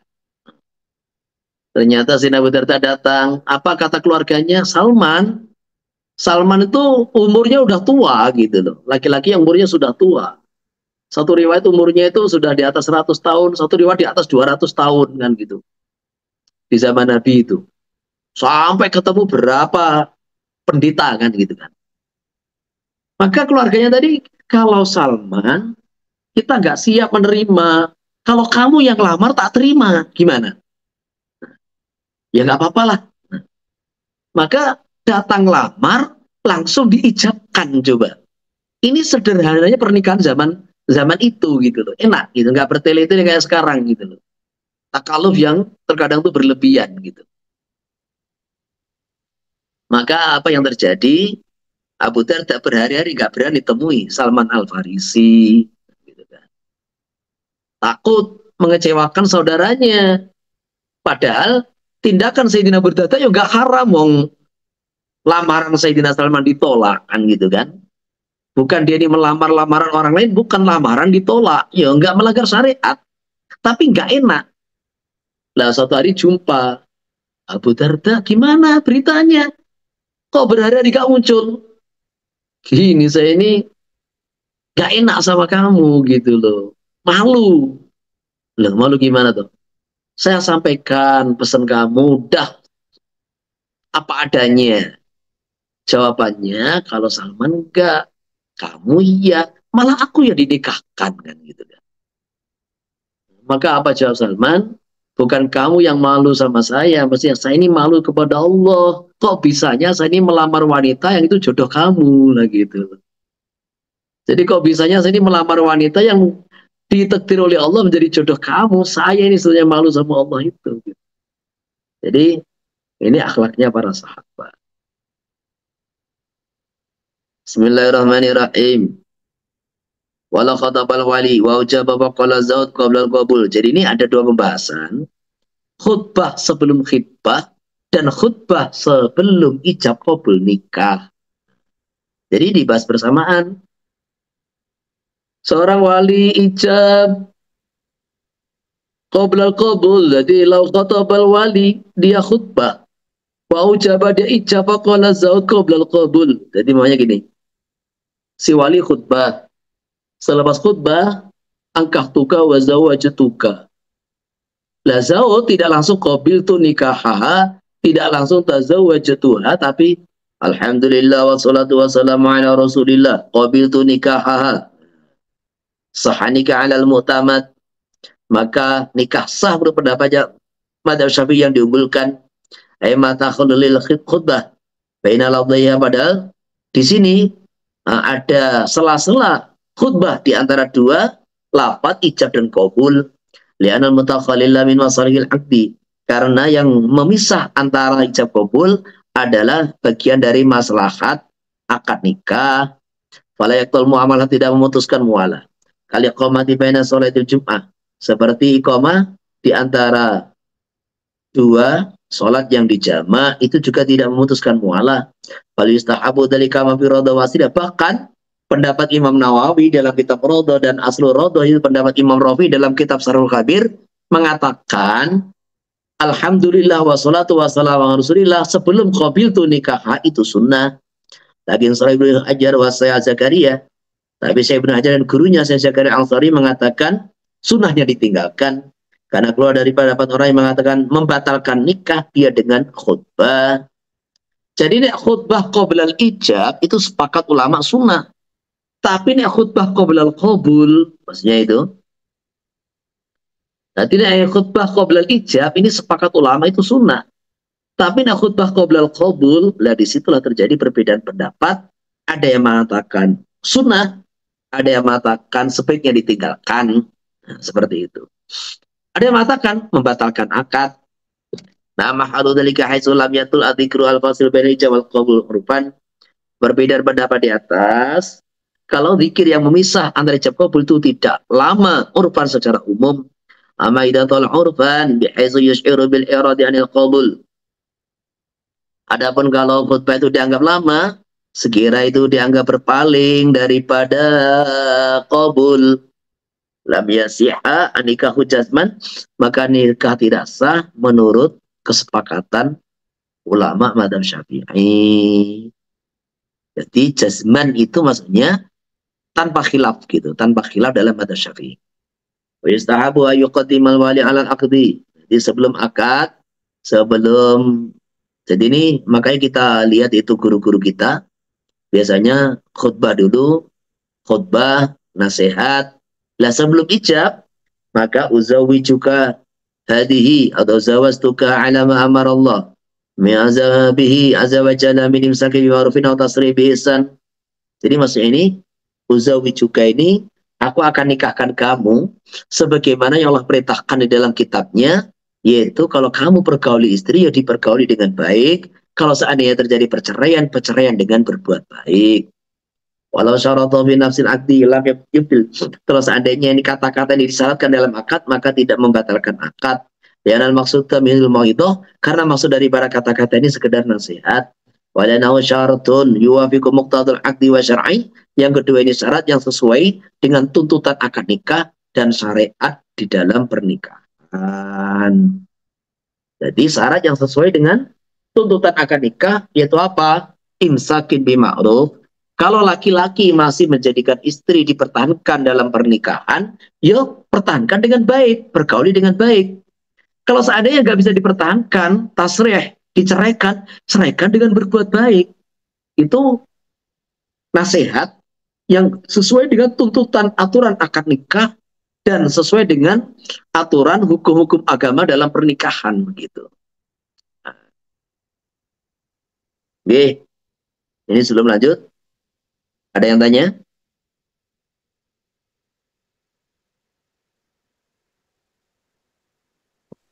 Izin bertanya, Kiai. Iya. Terkait tadi, Kiai, talak roj'i. Idah roj'i. Di masa idah roj'i melakukan hubungan badan. Apakah itu termasuk rujuk kinayah atau jinah, Kiai? Diulangi. Di masa idah roj'i melakukan hubungan badan suami istri biologis, itu termasuk rujuk kinayah atau masuk kategori jinah karena belum ada kata-kata rujuk? Jadi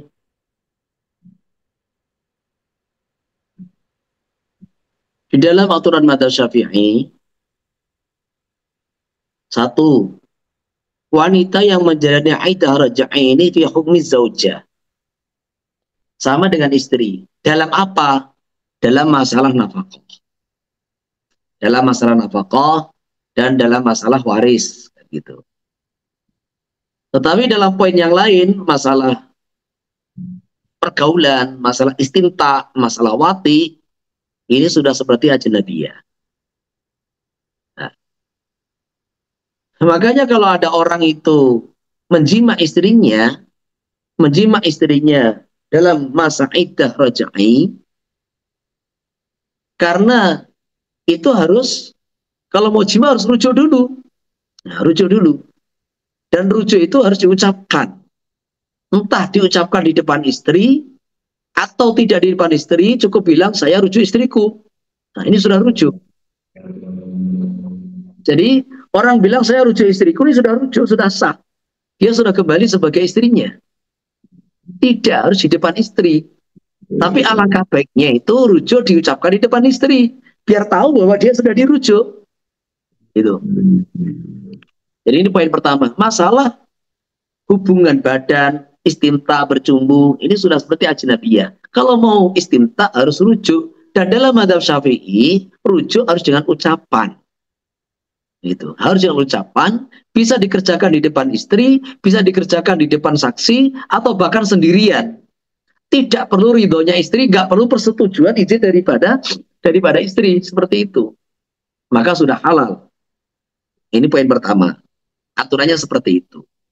Tetapi yang terjadi di lapangan itu kan biasanya orang tuh kalau mau rujuk itu macam-macam kondisinya. Orang mau jima dengan istri yang sudah ditolak itu macam-macam pemahaman dia. Ada yang memahami, ya ini kan masih istriku, kan gitu kan? Maka apa yang dia kerjakan dengan menganggap ini kan masih istriku. Walaupun saat talak satu kan masih istriku. maka saya kumpuli dengan keyakinan, dengan praduga bahwa itu halal dikumpuli. Jadi itu perasaan dia itu halal karena kebodohan dia. Jadi karena kebodohan dia menyangka itu halal dikumpuli, padahal itu nggak boleh. Lah akhirnya jatuh dalam wati subuhat. Nah, jadi wati subuhat itu dikatakan haram ya enggak, halal ya enggak. La yusafu bil hili wala bil haram. Jadi tidak bisa dikatakan halal juga tidak bisa dikatakan haram. Ini wati subuhat.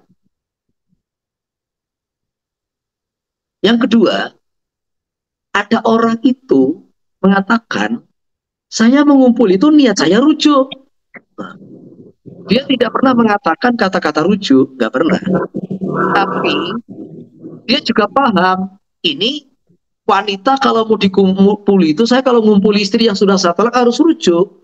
Lah dia jadikan apa bercumbu dengan istri, mengumpuli istri itu sebagai rujuk. Nah ini khilafiyat, gitu loh. Ini khilafiyat.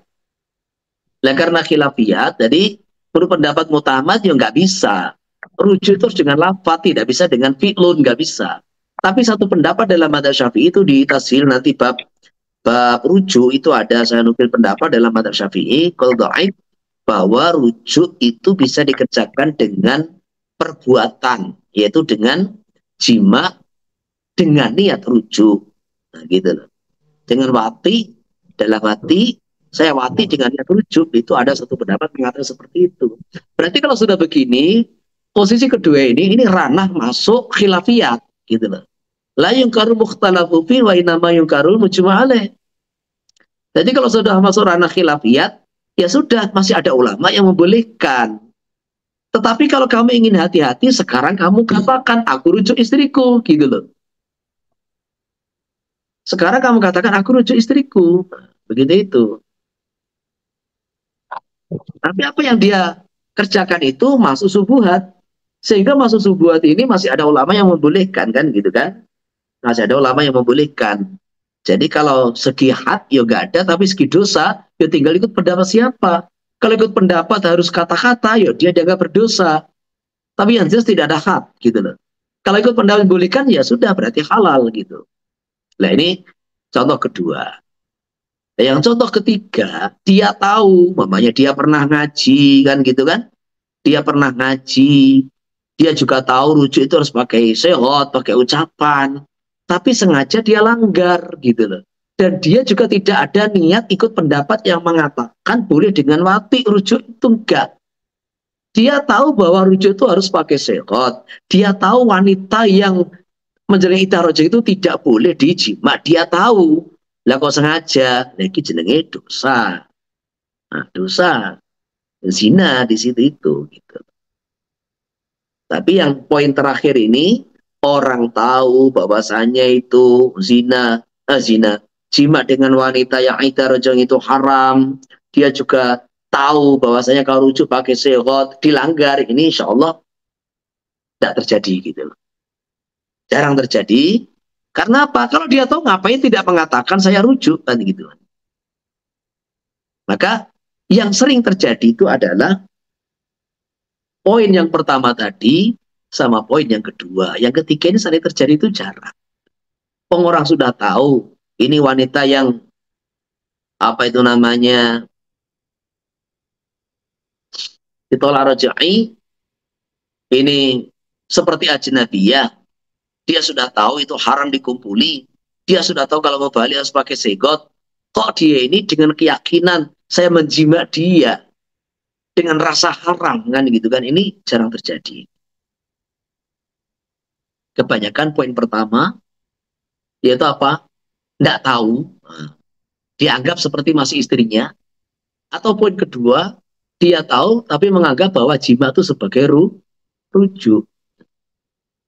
Jadi maka disinilah kita ini kalau menghadapi orang yang melanggar dalam bab ini, maka dikasih pengertian, dikasih satu hamal, satu gambaran yang paling ringan.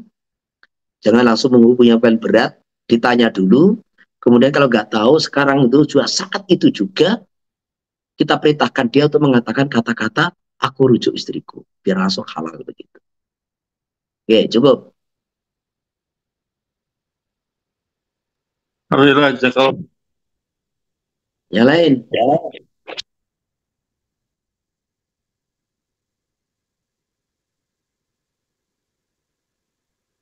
Yang lain ada? Assalamualaikum Ustaz. Assalamualaikum warahmatullahi wabarakatuh. Ya gimana? Izin tanya mengenai kebiasaan di kampung. Kebiasaan di kampung itu kalau hari lamaran, hari lamaran itu kan buat apa namanya? Buat walimah khitbah itu pihak perempuan, ibu-ibu, ada ya ada gadis-gadisnya, ada ibu-ibunya, itu biasanya mereka mau melihat melihat calon calon itu, calon lelaki itu. Jadi lelaki itu dibawa ke mereka, jadi mereka lihat semua. Itu bagaimana Ustaz? Dibenarkan enggak?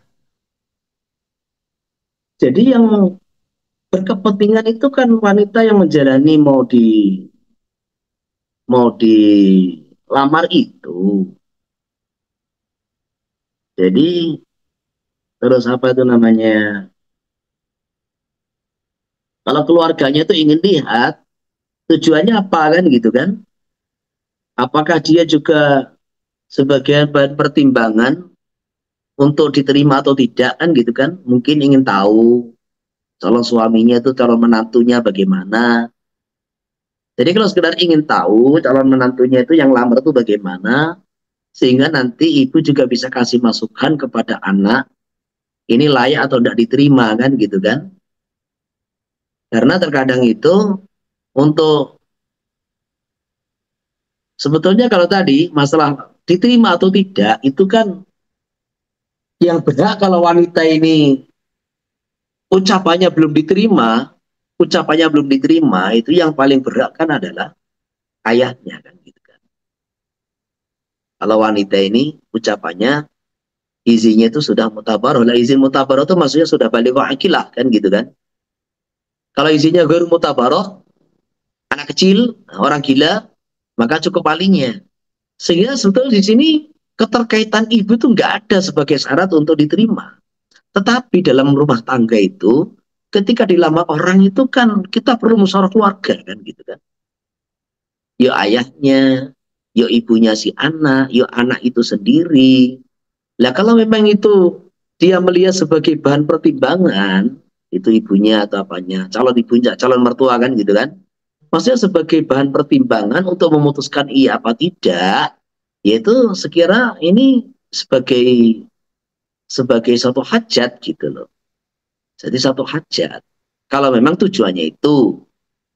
Tapi kalau iseng-iseng hanya ingin tahu tapi tidak ada kaitan dengan hajat, nggak ada hajat, yo ngapain kan gitu kan? Kalau memang tidak ada hajat. Jadinya khilafiyah. Khilafiyah itu kan sudah dibahas kemarin. Wanita melihat laki-laki itu bagaimana? Ada yang haram mutlak, ada yang boleh melihat bagian yang tampak ketika bekerja, bahkan boleh melihat itu selain ma baina surah warubah, jadi artinya khilafiyah di situ itu. Iya, Ini Ustaz, apalagi waktu Ustaz, sebenarnya lamaran tuh sudah jelas-jelas diterima. Cuma hari buat kenduri tunangan itu orang kampung tuh iseng-iseng saja mau lihat dan sudah jadi kebiasaan di sana.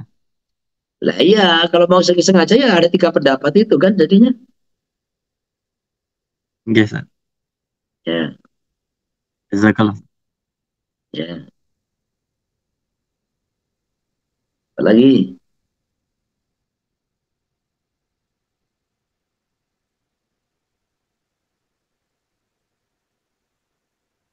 jam berapa ini? Jam 10. Tadi kita mulai agak akhir. Gimana ini? Pertanyaan bebas? boleh nambah Kiai satu lagi, dua lagi, dua Ya. pertanyaan Kiai. Itu di masyarakat tuh kemarin ya sempat ada isu harus satu napas kalau akad. Nah, bagaimana pandangan fikih terkait isu ini, isu-isu masyarakat loh. Terus yang kedua, Jadi, itu sering yang kedua, ngelihat sering ngelihat para guru-guru kita menikahkan langsung baca nahmaduhu, tidak baca basmalah dulu. Itu apakah memang di situ ada anjurannya seperti itu atau lewat aja gitu, Kiai? Jazakallah. Baru kamu baca tadi juga nggak ada basmalah di tasnya tadi? Oh, Kiai nggak ada. Nah, iya. Jadi ada orang itu memahami kata-kata harus langsung itu dipahami dengan pemahaman dia sendiri tanpa dia merujuk pada kitab, tanpa dia mutalaah kitab, tanpa belajar. Sehingga itu mualah dipahami satu nafas begitu. Itu tuh nggak ada kitabnya gitu. Jadi itu tidak ada kitabnya. Mualah satu nafas tuh tidak ada kitabnya gitu. Seperti apakah mualah dalam qiraatul Fatihah antara satu ayat dengan ayat yang lain juga harus satu nafas? Ya udah ada kitabnya gitu loh. Ya, Nabi itu juga khutbah antara khutbah pertama, khutbah kedua. Nah, antara khutbah kedua dengan sholat juga harus mualah apa satu nafas gitu kan. Jadi orang begitu tuh nggak usah dilatih pertanyaan begitu, menghabiskan umur aja, gitu loh. Jadi nggak usah dilatih. Jadi masalah memahami masalah la yubda'u bi bismillah atau bilhamdulillah itu ya sebaiknya dimulai dua-duanya dengan bismillah alhamdulillah. Tapi seumpama masalah satu itu sudah mencukupi kan gitu kan. Karena ada satu riwayat la yubda'u bi bismillah, ada riwayat lain la yubda'u bilhamdulillah kan gitu kan. Jadi memang ada dua riwayat. Jadi mengamalkan salah satu udah cukup. Yang lain? Pertanyaan bebas?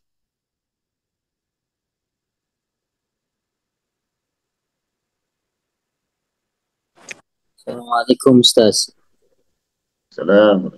Itu ada pertanyaan dari teman tuh, gimana kalau statusnya pernikahan itu punsa muskil? Itu gimana? Syaratnya calon suami harus laki-laki yang jelas. Dan syaratnya calon istri juga wanita yang jelas unusatuha. Imro'atun yang jelas tahaqqaqat unusatuha. Dan begitukah syaratnya suami adalah rajulun dzakarun tahaqqaqa rajuliyatuha. Jadi jelas dia ini, maksudnya itu jelas dia ini laki-laki. Lah orang yang khunsa muskil itu yang memang dua kelaminnya berfungsi atau nggak berfungsi semua nggak boleh nikah sampai dia periksa ke laborat, periksa ke kedokteran, kemudian terus diselidiki. Maka kalau memang orang itu punya dua kelamin ternyata yang berfungsi zakarnya itu kan jelas laki-laki. Yang berfungsi itu ternyata farjinya ya jelas itu perempuan. Nah kalau dua-duanya berfungsi dilihat dari unsur yang lain. Dia haid apa enggak? Apa cuma kencing tok? Ketika dilihat haid apa enggak, kemudian dilihat lagi yang lain. Dia punya payudara apa enggak? Dilihat lagi apakah dia ini punya rahim apa enggak? Nah, maka dilihat mana ini unsur-unsur yang lebih banyak. Kalau sudah diteliti semua, akhirnya dari kedokteran, dari cek laborat menentukan bahwa dia ini lebih dominan kepada laki-laki daripada unsur-unsur tadi, dari karakter dia, cara ngomongnya, cara bicaranya itu juga dipelajari semua. Ternyata lebih dekat kepada laki-laki, maka diputus oleh dokter dari penelitian dia laki-laki. Nah, ini berarti laki-laki. Tapi selama masih iskal, dia tidak boleh nikah. Apa lagi?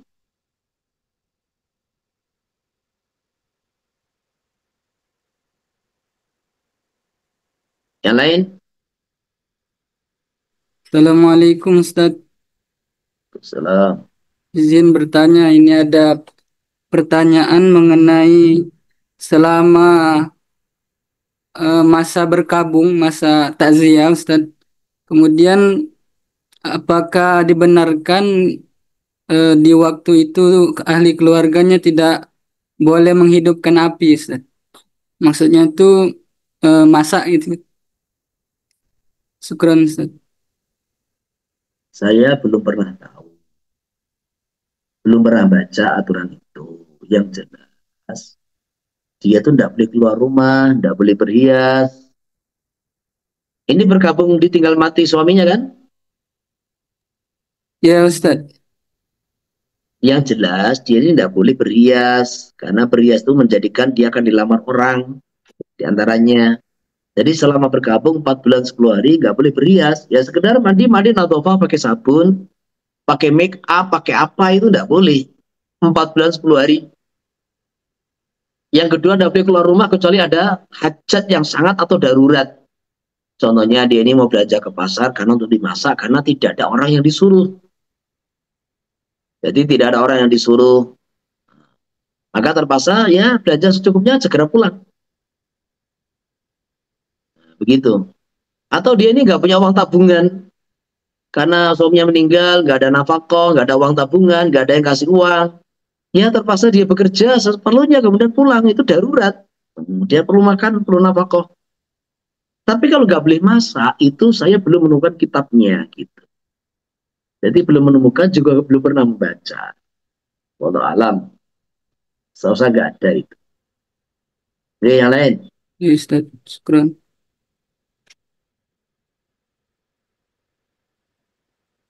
Itu mungkin dia jumbo kepada itu loh. Ketika ada orang meninggal dunia, maka hendaklah yang memasakkan keluarga mayit adalah tetangga-tetangganya.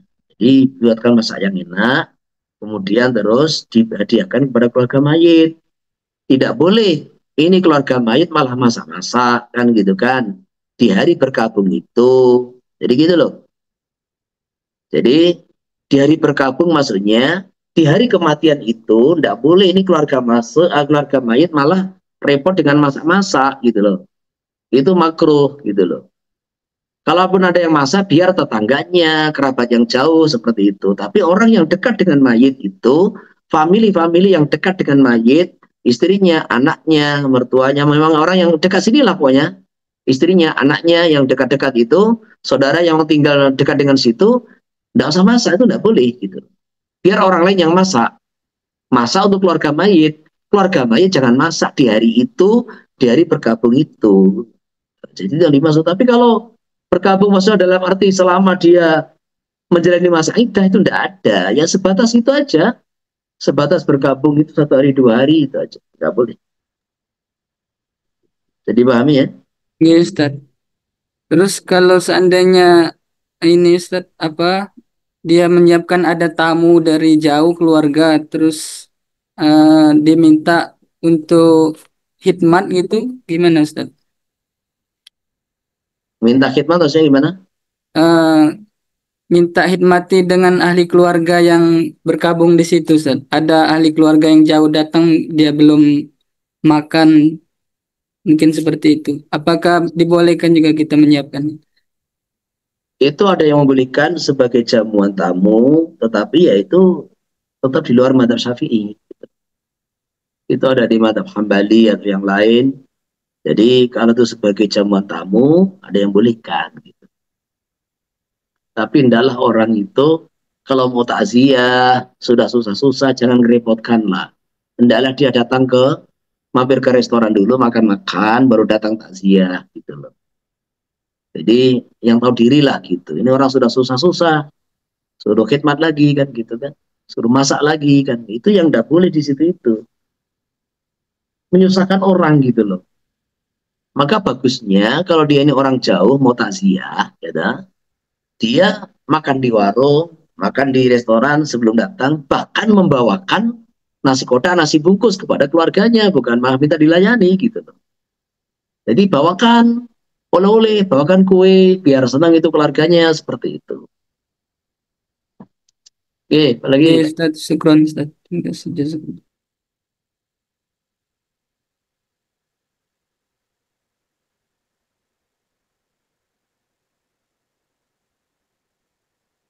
Cukup ya?